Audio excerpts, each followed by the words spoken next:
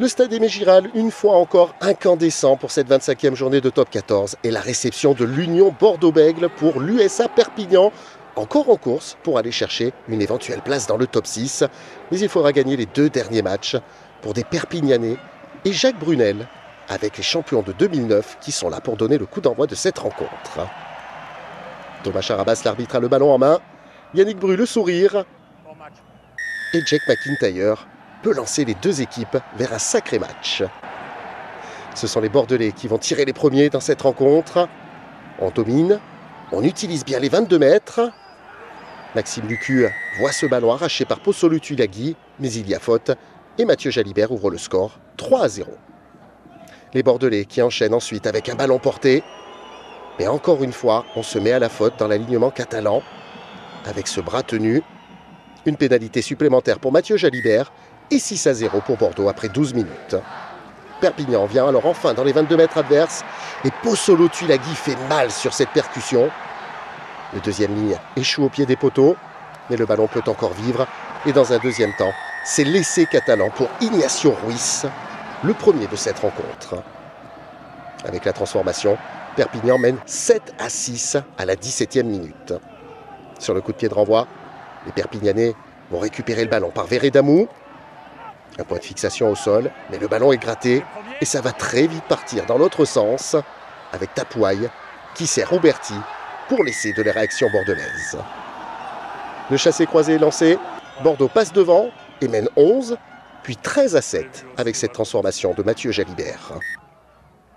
Mais encore une fois, Perpignan est insatiable ces dernières semaines et offre beaucoup de jeux, mais aussi des ballons portés de grande qualité.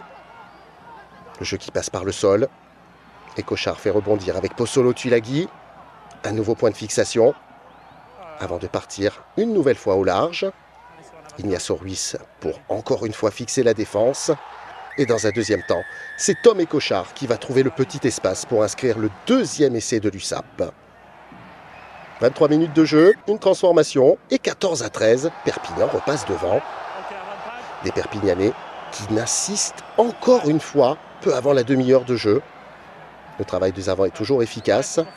Veredamou s'essaye dans l'axe, rebondit sur la défense et s'approche de la ligne. Et Cochard trouve du soutien à ses côtés et tout en puissance. Le troisième essai est inscrit par Joaquin Oviedo avec un carton jaune en prime pour Guido Petit. Les Bordelais sont en difficulté et menés 21-13 après cette nouvelle transformation de Tommaso Alan. Mais 3 minutes plus tard, Bordeaux repart de l'avant avec une faute et un ballon récupéré par Veredamou. Et cette fois-ci, les Perpignanais vont se lancer dans une entreprise de grande envergure. Un long coup de pied de dégagement. La vitesse d'un ailier. Le ballon juste avant la touche est redressé. Et tout cela est parfaitement effectué par Ali Crossdale qui finit dans l'embut adverse. 26-13, Perpignan break et ajoute 2 points avec cette nouvelle transformation d'Alan. On joue depuis 33 minutes. Juste avant la pause, les Bordelais veulent réagir. Il est important pour eux de marquer des points dans l'optique de la 4e place. Alors, on essaye de se rapprocher avec cette pénalité de Mathieu Jalibert, 28-16. 2 minutes avant la pause, encore une fois, Perpignan est insatiable. Le ballon est gratté par les Bordelais, mais une nouvelle fois avec une faute. Derrière, le ballon tombe pour Tommaso Alan. Mais pas de problème, en drop, ça marche aussi. Une pénalité de plus et 31-16 pour cette équipe catalane à la pause. En deuxième période, il faut attendre l'heure de jeu pour voir les premiers points. C'est Bordeaux qui se met à l'attaque avec ce jeu pour Damien Penaud qui transperce toute la défense adverse et file plus vite que le vent pour inscrire un nouvel essai pour cette équipe de Bordeaux. Le deuxième de cette partie pour les UBBistes. Et avec la transformation de Jalibert à l'heure de jeu, Perpignan ne mène plus que 31-23. Sur le coup de pied de renvoi suivant, les Bordelais récupèrent le ballon mais se mettent à la faute. Une pénalité de plus, de quoi se mettre à l'abri avec 11 points d'avance, 34-23. À 14 minutes de la fin de la rencontre, Perpignan insiste encore une fois dans l'axe. Une nouvelle faute sur Jack McIntyre cette fois-ci. Une pénalité supplémentaire et 37-23 au compteur grâce à Tommaso Alan. L'USAP qui va quand même subir dans les dernières minutes avec des Bordelais qui vont partir sur le côté gauche. Tamefuna est au relais. Et Peter Samou franchit la ligne pour venir inscrire un essai et ramener son équipe à 37-28, puis 37-30 avec la transformation.